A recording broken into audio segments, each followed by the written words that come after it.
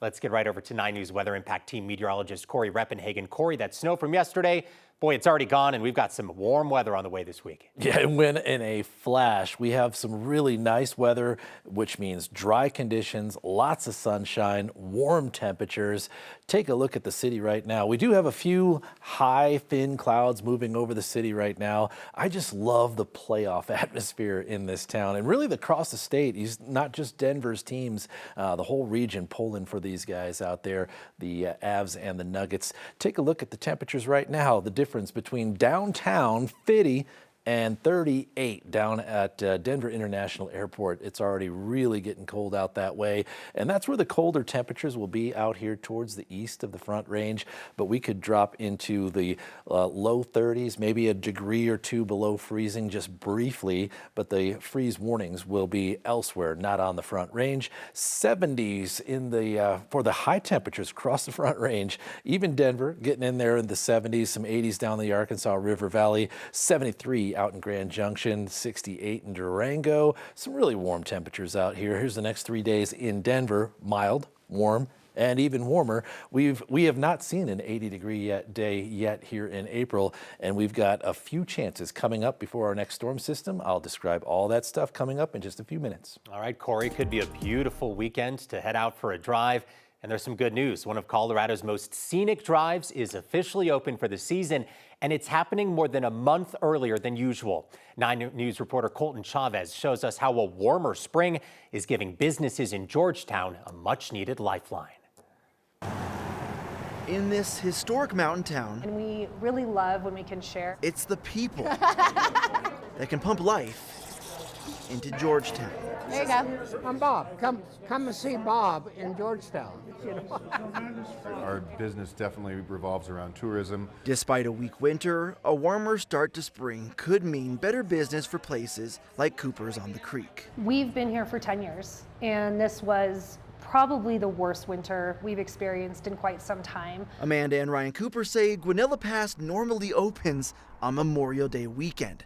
They say they're grateful for the head start. I believe it's the earliest that the pass has ever opened. You know, if we can't have winter, let's just get straight to summer. That's kind of where we're all at. 10 years in business, the Coopers know what kind of crowds the Scenic Pass can bring in. The town goes from 0 to 100, right overnight. It's a welcoming thought for everyone, even Bob.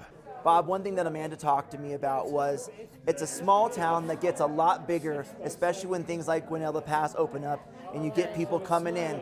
As someone who lives here, are you cool sharing your town with all the visitors? Sure, as long as they leave, yes. Leave and come back, or just Come back, once and come never? back, spend money, and leave. Yeah, no, we enjoy everybody that comes in here. A joy that helps the heart of this community continue to beat. Anything that can bring people to town is a positive thing. So. In Georgetown, Colton Chavez, 9 News.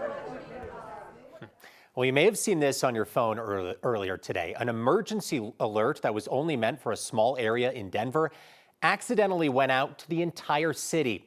Denver police say the initial alert went out to people in a 1-block radius of West Gunnison Drive and South Zunai Street following an armed robbery. It told them to shelter in place. Once the suspect was in custody, an all-clear alert went out that was intended for that same 1-block radius. There's just one problem. That alert went to the whole city. Denver police say they're working to figure out why this happened. If this feels like deja vu, it's because it is. A similar situation happened just back in January. A backcountry skier was airlifted to the hospital in Pitkin County this morning. Officials say the emergency dispatch center received a medical SOS call around 9:45 this morning at Mace Peak.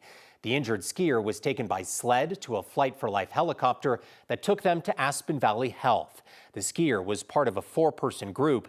The other 3 skiers were uninjured. The health status of that skier was not immediately made clear. Crews near the Colorado-New Mexico border are continuing to make progress on the Joaquin fire. That fire was discovered Sunday and is currently 63% contained after burning just over 1,000 acres within the Lake Dorothy State Wildlife Area. Rugged terrain has created difficult conditions for firefighters. Officials say weather has helped limit the fire's activity the last 2 days. All of Los Animas County remains under Stage 2 fire restrictions. A man is dead following a single car crash in Aurora last night. It happened around 11 p.m. near East Yale Avenue and South Humboldt Street. Aurora police say a Chevy Camaro was driving eastbound down Yale Avenue when it went off the road, hitting a pole and then a tree. The driver died in the crash. APD says they believe speed was a factor in the incident.